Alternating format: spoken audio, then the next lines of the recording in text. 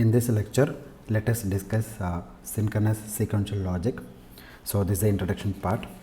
Now we have so many electronic devices like handheld devices, cell phones, navigation receivers, personal computers, digital cameras, then personal media players, and virtually you can name it, okay, like all electronic consumer products.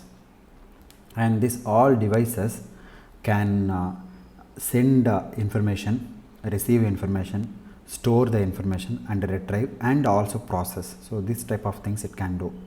Okay, so it can send, receive, store, retrieve, and process information based on the binary format. Okay, so it works everything based on binary format, right? So for this we need certain type of technology, and it should support these devices in a very good way. And to support these devices, critically dependent on electronic components. So whenever you want to send information, receive information, store, retrieve, we need to have an electronic component which should store information. So that storing information is done with the help of a device is called a memory. So therefore, to happen all these type of things, right, we need to have a memory. Without memory you cannot do all those things.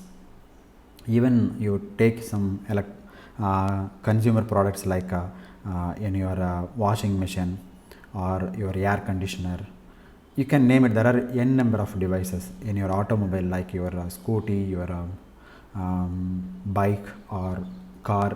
You name it. Okay, everywhere you can have this electronics where these devices can send the data, receive the data. Send means it will send to the display system, and receive means it gets information from the user. Okay, for example, in your car you can set a trip meter. Okay, and you can see the fuel level in the system in the car. Even you can see nowadays you can see in the scooter also you can see the fuel level digitally. Okay, and it shows empty, all those things. So everywhere we have electronic components, and where we need to process the information, store the information, retrieve the information, and receive the information. So everything is happening in the binary format. So in order to do these type of operations, we need to have a device, something called memory. Therefore this chapter synchronous sequential logic and asynchronous sequential logic focuses on the memory devices.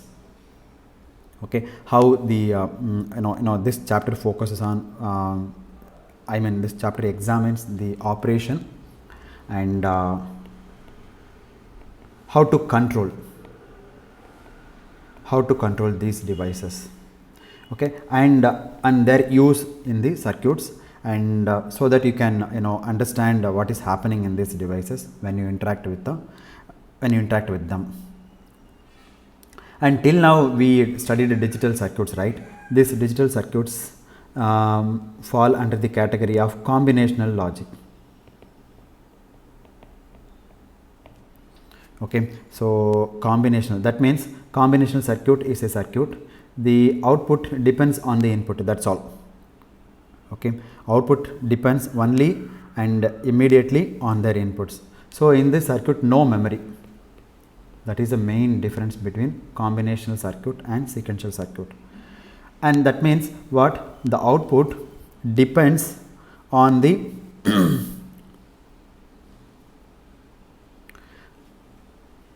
depends only on the present value of the input, that's it. Okay, so therefore combinational circuit depends only on the immediately on the inputs. Okay, not with the past inputs or something else. They have no memory. Now on the other hand, if you take sequential circuits,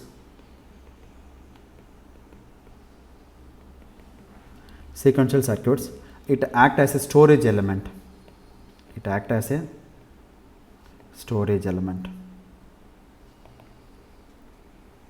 And also this guy has memory. Now before we get into sequential circuit, we should understand what is memory, how this memory is constructed, right, and what are the different types of memory. All those things we need to study. And before studying memory, what we need to do is we need to understand sequential circuit. What are the different types of sequential circuit, how the sequential circuit is functioning, that we will study now. Therefore, your sequential circuit act as a storage elements and it has memory. So to understand the sequential circuit in depth, first you should understand the memory, okay, how the memory is constructed. Okay, now let us see the sequential circuit block diagram. A sequential circuit is nothing but a combination of a combinational circuit and memory. Okay, so it is memory elements. I wrote wrongly here. MEMORY, memory element. So you have a combinational circuit and memory elements. So these are connected in such a fashion that it forms the sequential circuit. So this is a block diagram of a sequential circuit. It consists of a combinational circuit to which the storage element is connected. Okay, so the storage element is connected to form the feedback. So you connect like this. So the whole setup, this whole setup is called a sequential circuit. Now if you look at carefully the sequential circuit, you can understand one thing very clearly. Okay, now the memory element is nothing but the storage element, and what is the storage element, and what is the function of the storage element? The storage elements have the capability to store binary information. So everything is binary, so it has the capability of storing the binary information. So the binary information stored in this device, in this elements at any given time, defines state of the memory. Okay, there is a term, this term we will use repeatedly in our discussion. So the output of your memory element at a given time is called state. You take any time. See, now the lecture starts. Now time is now I started around at 8 o'clock. Now the time is 8 o'clock 7 minutes. At this time, what is the output of my memory? That is nothing but state of the memory element. Okay, so therefore the binary information stored in the memory element at any given time defines the state of not only the memory, even in this output also. So generally we will say instead of saying the memory, we will consider the output of the sequential circuit. So at any given time, what is the output of my sequential circuit? That determines the state of the system, state of the circuit, sequential circuit. Now if you look at this block diagram, the sequential circuit receives binary information. This is my binary input. So one input is binary input from the external inputs. Okay, this is coming from the external. Let me put a boundary for this. Okay, one second, this is a little messy, so let me draw the diagram clearly now. Okay, now this is a block.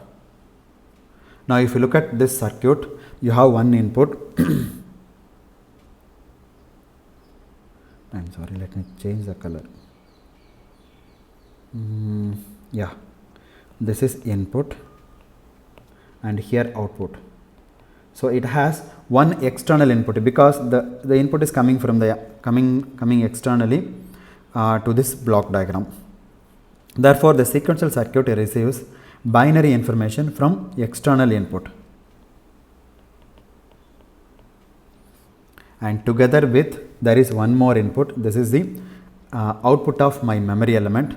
So this is called, again as I said, the output of the memory element at any given time is called state. Now there are different types of state. See, now the time is 8 o'clock 9 minutes. So the 8 o'clock 9 minutes is present state. And what is going to happen at 8 o'clock 10 minutes is called the next state.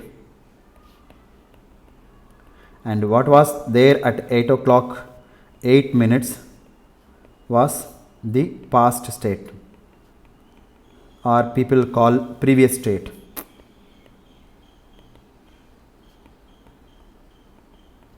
Okay, so the combinational circuit gets information from external input as well as the output of the memory element. So the output of the memory element is called state, and see, the memory element has the information not only the present state and also the past state also, because it is a memory, right? It can retrieve the past information also. Therefore, in this point what you are getting is present state, not the past state. Okay, this type of terminologies were not used in combinational circuit, because combinational circuit does not need this type of things. But here when you talk about memory element, so you should specify whether you are taking the present value of the memory element or the past value of the memory element, or 2 past value of the memory element or 3 past value of the memory element. Which past value you are going to consider, because it's a memory, it can store the information and it can retrieve.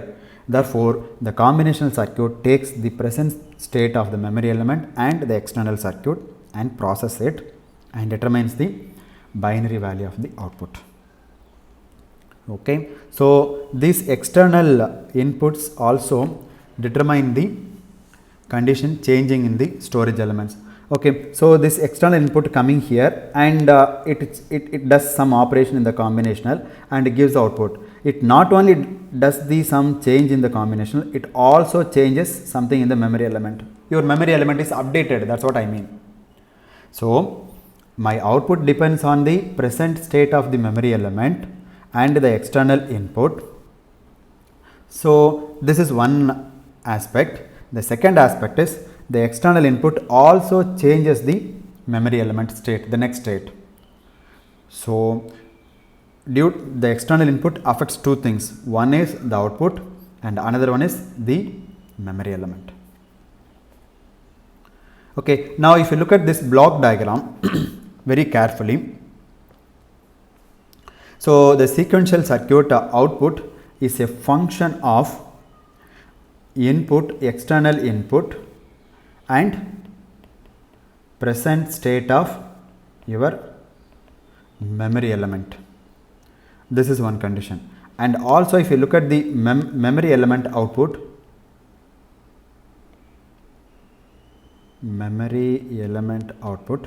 again the memory element output is a function of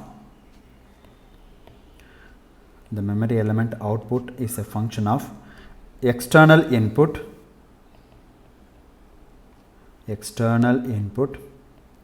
and also present state of your memory element. So that means the next state, I mean what is going to happen in the future depends on the present value, present output of my memory element as well as the external input. That's what we are trying to say here. Okay, so the next state of the storage element is also a function of external input, okay, sequence of inputs and present state. So this present state is nothing but what? Internal inputs. See, this input is within the system, right? If you look at, this is within the system. Therefore, this is called the internal input. One is external to the system, this one, and another one is internal to the system. So therefore, this combinational circuit receives 2 inputs. One is external input and another one is internal input. But in contrast, the outputs of combinational logic depend only on the present value of the inputs. That's all. No more past values, no more retrieval. Why? Because it doesn't have memory element.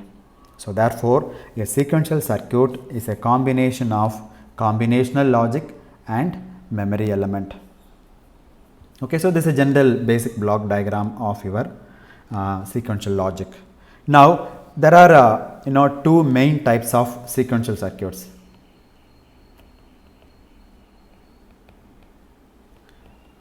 One is synchronous sequential circuit.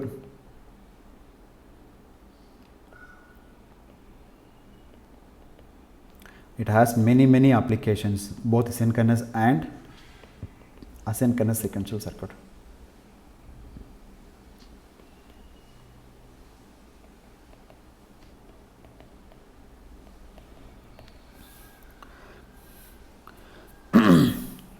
Okay, so these are the two broad classification of sequential circuits based on the timing of their signals.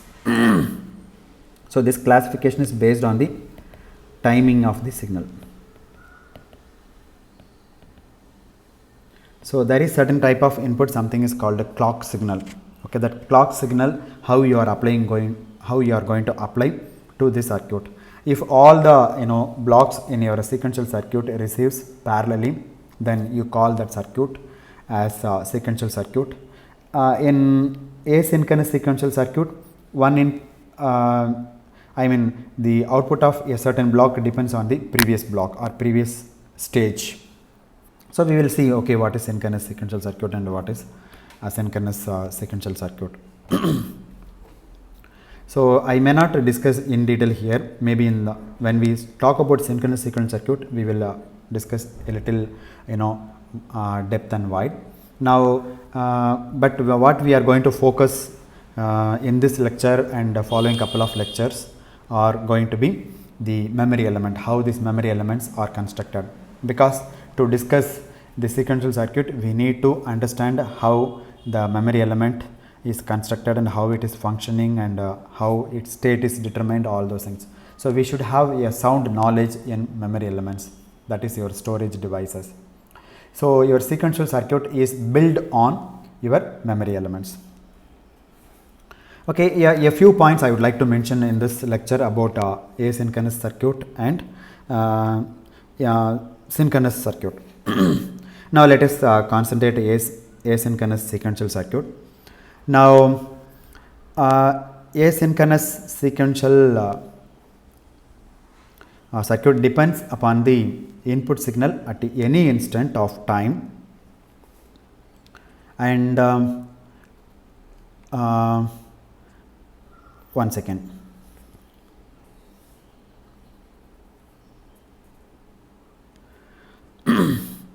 I mean, it is a little abstract to explain here. Okay, so when we go to the asynchronous sequential circuit and take one circuit, and if you try to explain, then you can understand in a better way. But anyway, still I will give some little points. Okay, so let me talk about synchronous, so that is much easier to explain. So a sequential circuit employs signals that affect the storage elements. Okay, you have storage elements, and the storage elements happens parallelly. So you give some common clock signal. Okay, this is one output, and this is another output, and this is another output. So here synchronously, parallelly you are applying the input, and the change happens parallelly, and this changes occurs at discrete instants of time. In asynchronous sequential circuit, the state of the storage element is getting modified only at discrete instants of time. Therefore, synchronization is achieved by a timing device called clock generator. So this is called clock generator. So don't worry too much about this circuit, because we are going to study many circuits, okay, like up down counter, up counters, down counters. So there we will study in detail. Okay, so just I am giving overall concept of your sequential circuit. And then by decimal counters, even if you take your electronic watch, it starts from 0, then 0 1 for your seconds, and then 0 2, it keep on for every second it changes, right? It goes up to 59 and again it comes back to 0 0. So this is a counter. This is called mod 60 counter for your seconds. Similarly for minute, again you have mod 60 counter. This is for your minutes. And then for hour you have 0 0, then it goes 0 1, then up to all the way. Will it be 0 0? Yes, 11 o'clock, then 11, and it becomes 12 is nothing but 0 0, or you can say this is 12 or whatever it is. So here for hour you use mod 12 counter. So this type of counters, either to build this type of counters, either you can use a sequential circuit or asynchronous sequential circuit. So we will see in detail about these things. Therefore for a sequential circuit you need an extra input that is used to control the change of the device. So such a extra input is obtained through a device called a clock generator, and this clock generator provides a clock signal, and this clock signal has a periodic train of clock pulses. So the clock pulse will be like this. It's a periodic train of clock pulses. So the clock signal is commonly denoted by the identifiers in the circuit. Either some textbook you can find out CLOCK clock, somewhere they will write CLK. So this CLK or CLOCK denotes clock input to the sequential circuit. Now the clock pulses are distributed throughout the system. Okay, see here the clock pulse is given here and here also given. So throughout the system it is distributed. But if you take asynchronous circuit, you have like this, and here the clock is given to the first input, and the second device, this is my second stage and third stage and first stage. So the second stage waiting for the output of the first stage, and the third stage waiting for the output of the second stage. So therefore the clock input of the second stage is obtained from the output of the first stage. The clock input of the third stage is obtained from the output of the second stage. But the first stage directly gets the clock input from the clock generator. So this is your asynchronous circuit or asynchronous sequential circuit. Here the clock input is distributed throughout the system. So this is very important difference between synchronous sequential logic and asynchronous sequential logic. Now the clock pulses determine when the output has to change. See, for a minute, so you have seconds, minute, and maybe let me write down here minute and hour. Okay, so when you want to expect a change in the hour symbol, like let's say now the time is 8 o'clock 23 minutes, then it has to go to 9 o'clock.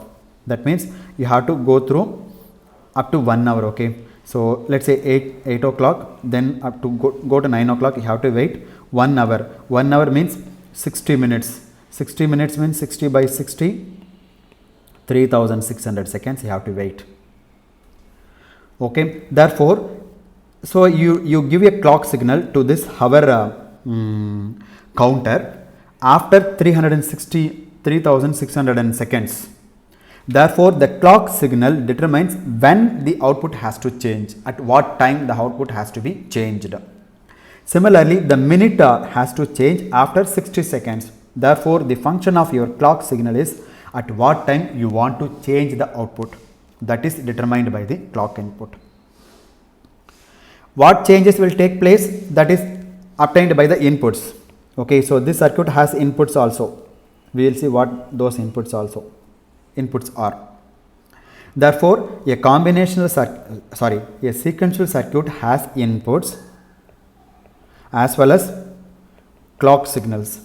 So the clock signal will determine when the output has to be changed, and What changes will take place will be determined by the inputs, storage elements, inputs and outputs. Okay. So, for example, a circuit that is to add or store two binary numbers for let us say 3 plus 2 is equal to 5.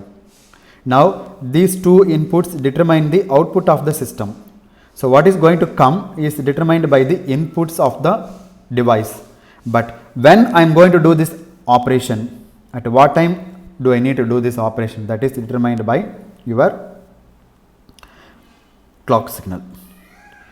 So, at what time you want to do this operation, at what time is very important, right? At what time you want to do this addition operation is determined by the clock signal, and what is the exact output, that is determined by the input of the system. See, you have the something or adder or subtractor or whatever it is, you have addend and augend,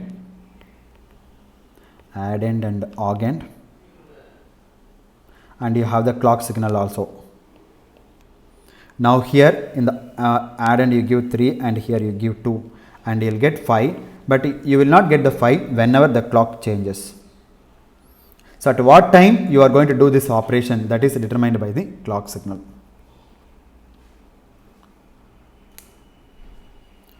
So, yes, a synchronous sequential circuit that uses clock pulses to control the storage elements are called clocked sequential circuit. Okay, so they are called clocked sequential circuit because it has a clock input in the memory element, and this is most commonly used. Okay, most commonly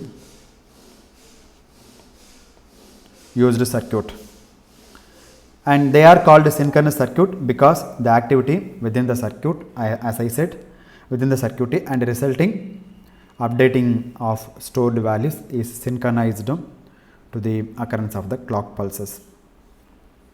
And the design of synchronous circuits is feasible because seldom it manifests instability problems. Okay, so one more advantage is very rare condition like instability here,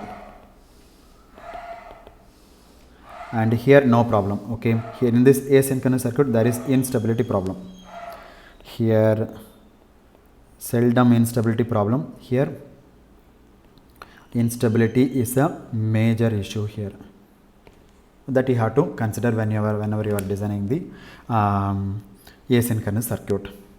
Now again let us concentrate on the storage element.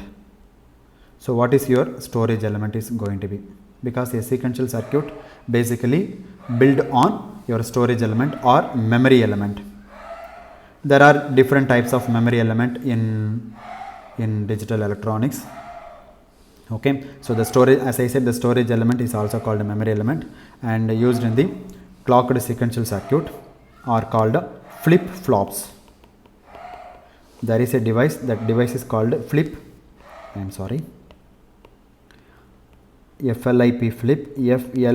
flop. The storage elements which are used in sequential circuits are called flip flops. Therefore, what is flip flop? It is a binary storage device, and this device has the capability of storing 1 bit information. You take one flip flop, it stores 1 bit of information. Just imagine how many flip flops your electronic circuits have, or your mobile, your cell phones, your computers. We are storing millions of bits, right? For example, if you want to store your MP3 song, roughly takes 5 MB, 5 megabits. So that means 5 times 10 to the power 6 flip flops it has. So one flip flop has the capability of storing 1 bit information. If you want to store 5 MB song, your MP3 song, then you need this much flip flops.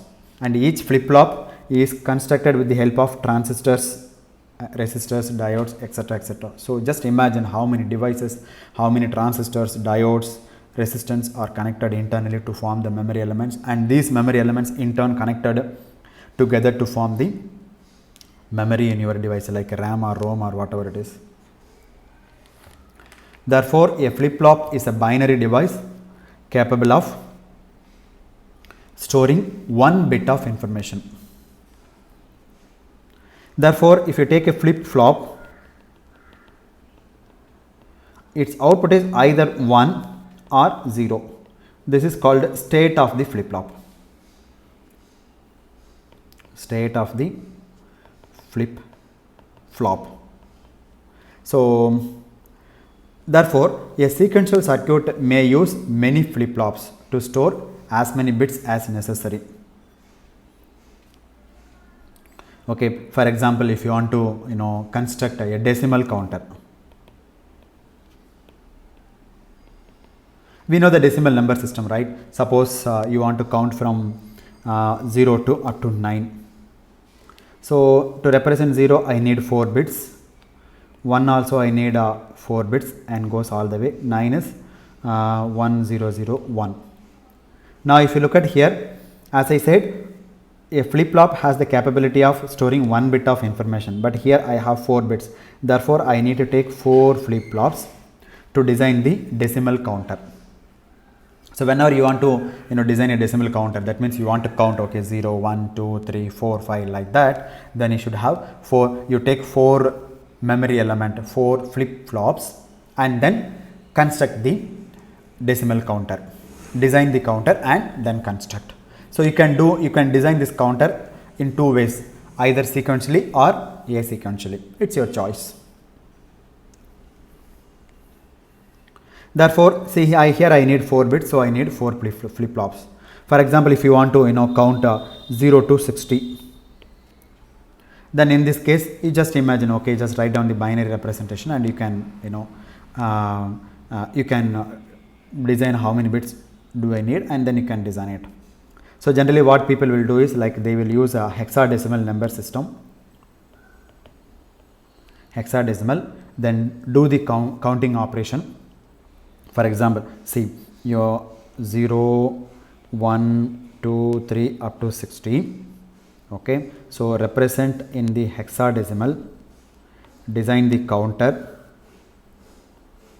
The outputs, what you do is you give it to hexadecimal to decimal converter,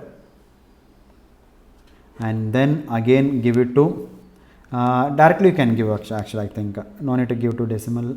I think no, I need this. 1 second. Okay, hexadecimal to decimal converter, and then give it to 7 segment, decimal to 7 segment display system, and here you will be having 7 outputs, A, B, C, D, E, F, I guess. 1, 2, 3, 4, 5, 6. Oh, then G. So here you will be having your display device. Okay, that display device, I mean, I have not only G, I have one more 7 inputs, because it is 2 decimal, right, in the number system. Then one more A, B, C, D, E, F, G, like this. So here you have like this, one more display system like this. Therefore, you design a counter for 0 to 60. You represent 0 to 60 in hexadecimal number system. Design the counter. 0 to 60, probably I need 5 bits, right? So you can work it out. Yes, 5 bits is enough. Is it 5 bit or 6 bits? You can check it. So 60, you convert into hexadecimal and then represent in the binary form. Then you will come to know how many bits do I need. Okay, you take 16, 5 times, right? So do the conversion. So you first, this is a general procedure I am telling you, okay. So first design the counter, and based on the number of flip, this and all we will do, okay, when as we go along in this course, we will design, okay, how we are going to do all those things. So don't worry at this stage, just I am giving overall picture of the things.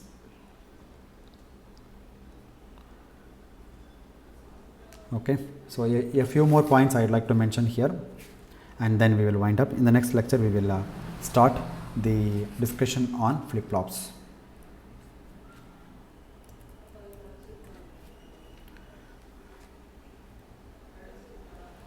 And now let us discuss a few points about clock signal.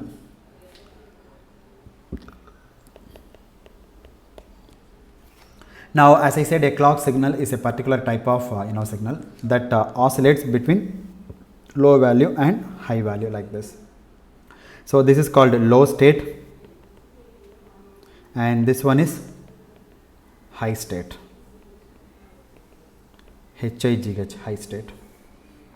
And this is utilized to coordinate actions of circuits. I mean when I should do the addition or subtraction or change in this state. And this clock signal is produced by a clock generator. So there are certain types of electronic circuits.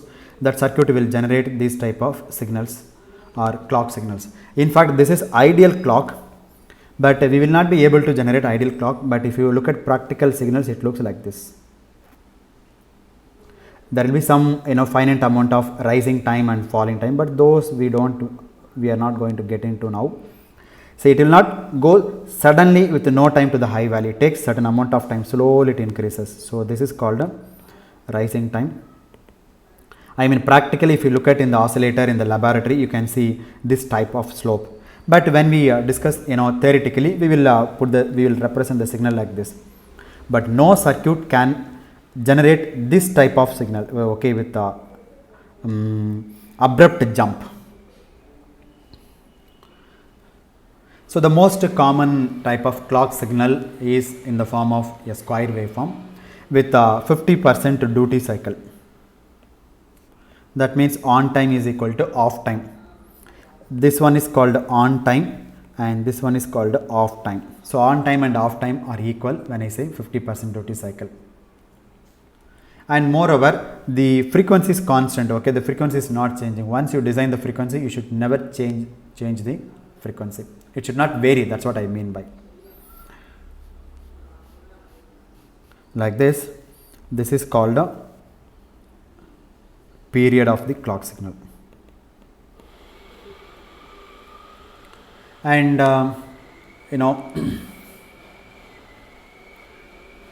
now this signal is given to your sequential circuit, and the sequential circuit, you design a circuit such that the changes will happen during the rising time or during the falling time, okay, or during this time, okay. There are three places where you can control the sequential circuit. I mean you can design when should I activate my circuit, during the rise time itself or during the fall time or during this time. This is called a level, okay. So these are the three types of controlling your circuit. So that is called triggering, okay. Basically, as I told you that the function of clock signal is when that thing has to be occur. That's what it is going to determine, right? So therefore that is called triggering. So the triggering can happen during the rising time of your clock, or during the falling time of your clock, or during the level of your clock. Therefore I have level triggering. So in the level triggering, the output state is allowed to change according to inputs when the clock signal is in this condition, in this duration. Okay, again there are two types of this and all, very in depth, okay, so we don't want to go in that level. So anyway, you have positive level triggered, sometimes people use negative level triggered also. So this is called a positive level trigger and this one is negative level triggered, but we will consider only positive level triggered in our discussion. And the next one is edge triggering. The first one is level triggering, the next one is edge triggering. So whenever the circuit rise like this and this point, okay, they will put an arrow mark, that means it is going to be, the circuit is going to change when the signal is going to rise itself. Whenever it starts from 0 volt to, let's say, 3 volt, then when it reaches 3 volt, then at that time the circuit starts to change. So this is called positive edge triggering. Sometimes leading edge triggering.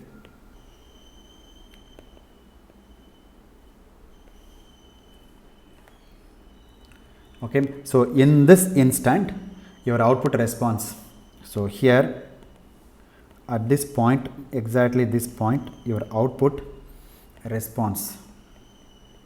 So output response only at the positive edges of the pulse. And then there is one more circuit, and this is trailing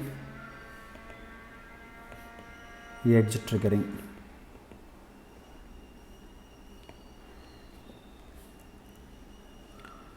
Okay, so that's all about clock circuits. So in the next lecture we will start the discussion on storage elements. So you can say storage element, sometimes people will call it memory elements, or you can say flip-flop, or sometimes they will say latches. Okay, so we will discuss this in the next lecture. So let me stop here. Thank you very much.